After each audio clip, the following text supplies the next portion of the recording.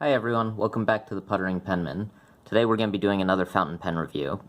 Today's pen is by Platinum, which is one of the big three Japanese pen manufacturers, the other two of course being Sailor and Pilot. I'll go over the packaging, pen design, size comparisons, a writing sample, and we'll go over the cost of the pen. Today's pen is the Platinum PTL-5000a. It comes in this box, which I kind of think looks like it's from 1990, but it's just the box. So you take off this cardboard sleeve, and that gives you a plastic box with a clear top.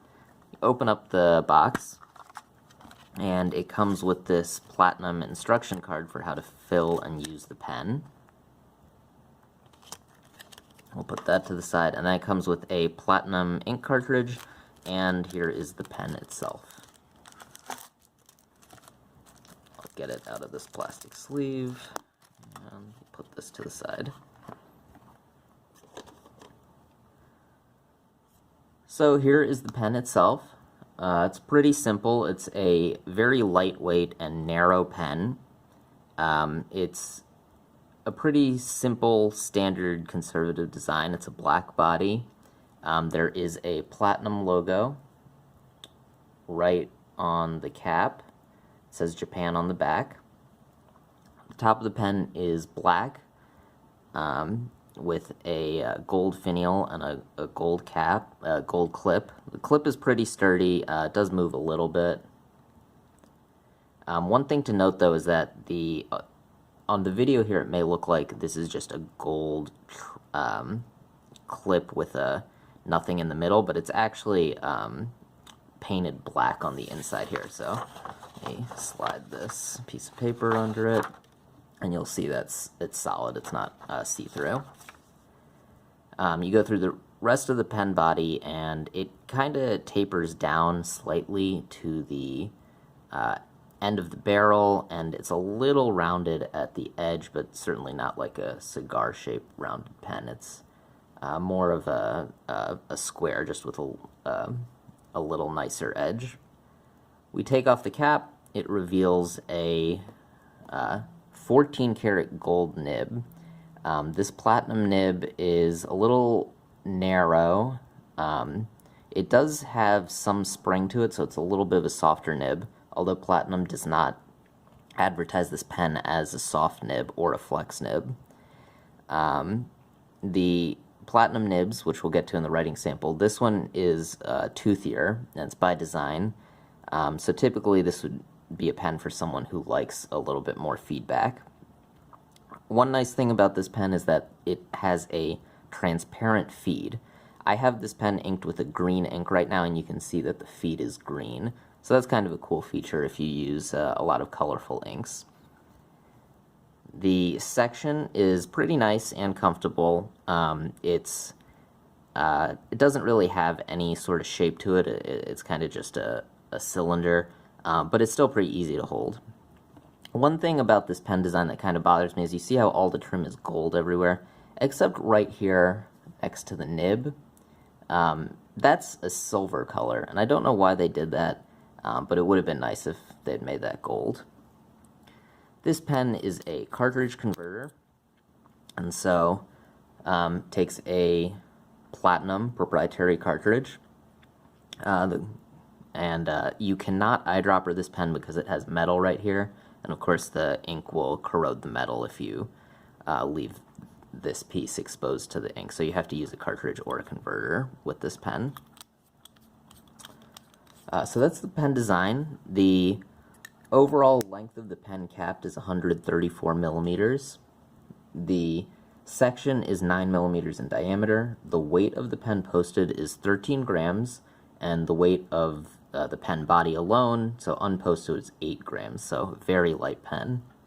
The maximum ink capacity on this pen using a converter is 1.26 milliliters. So now let's do some size comparisons. Of course, let's go, we'll compare this to a Pilot Metropolitan, a Lamy Safari, and a TWSBI Eco.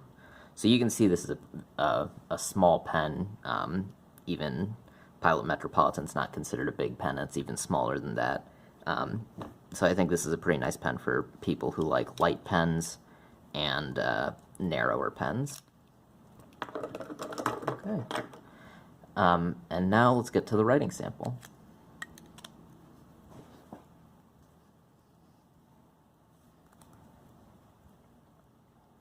This is the Platinum PTL-5000a. And one thing about the name, so I've read a couple places that the name of the pen is actually the PTL, and the 5000a denotes the value of the pen in yen, so it cost 5,000 yen in Japan to buy this pen. But everywhere I see it advertised here in the US, it says PTL-5000a, so that's what I'm going to call it. This is a fine 14 karat gold nib. The ink today is Diamine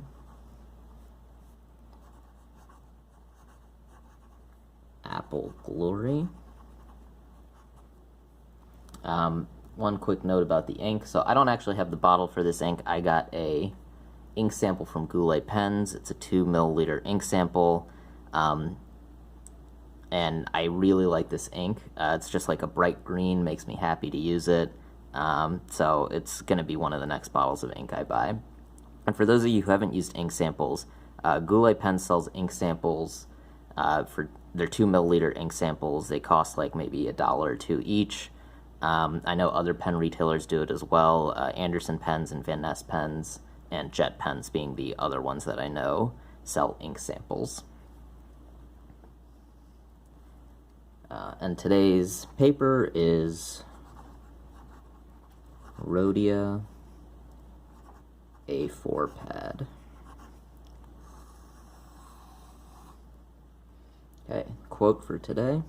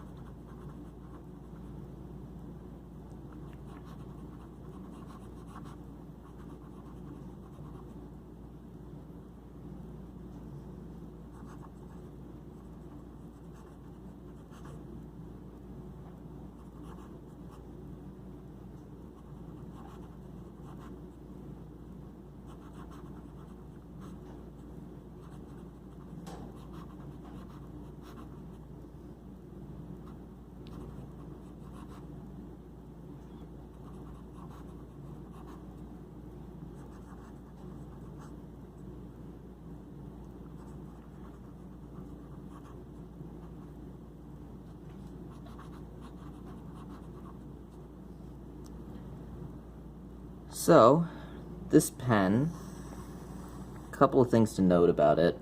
First off, the stub quality of it. It's not a stub at all, and I don't really expect it to be. It's just a fine nib. This Platinum fine nib is very, very fine. I would consider it more of an extra fine. Definitely my finest writing pen. I think it writes even finer than a Lamy Safari with an extra fine nib. As I was saying before, this nib does have some flex to it, although Platinum doesn't advertise it as a flex or soft nib. You can definitely get line variation with it. Of course, because the nib is so fine, even when the pen is flexed, it's not a very wide line, but it's nice to have that. Reverse writing. Very scratchy, but it gets the job done. And as I was saying earlier, Platinum nibs have a lot of toothiness to them. There's a lot of feedback. That's definitely intentional, but I wouldn't say it's something I enjoy. I think it's nicer to write with this pen in print. With cursive, which I usually write with, I don't like the feedback at all. It's just too much. It kind of makes it hard for me to move the pen the way that I'm used to, so I prefer a smoother nib when I write in cursive. But for people who like feedback and toothiness, this could be a really good pen. I think it's kind of like writing with a mechanical pencil. Wetness. It's not too wet. This is a wetter ink, so that's contributing to it. The pen itself is not too wet. In terms of performance, I'm not getting any skips or hard starts with this pen. It's really just that there is a lot of feedback with the pen, which I don't prefer. But otherwise, it's a really good writer. It performs well. So just not my preference, but I'm sure a lot of other people would like it. And then finally, let's talk about the cost and value of the pen. I bought this pen for $40 from a Japanese seller on Amazon. It turned out, it took me a little while to get the pen, like 2 or 3 weeks, which was fine. This pen, the reason I bought it off Amazon is because none of the American retailers actually sold it at the time I bought it. I've heard that this pen is actually discontinued and Platinum doesn't make it anymore, which kind of makes sense because it was a $40 14 karat gold nib pen, which is far cheaper than any other gold nib pen I've seen. And when I heard that Platinum doesn't make it anymore, I just jumped on the chance and bought it. I know Goulet Pens is now selling it for $64. Again, I don't know if Platinum started making the pen again, or if they're just gonna sell out what the remaining stock is. But it is available now from Goulet Pens if you want to buy it there. Again, Japanese sellers will sell it on eBay and Amazon.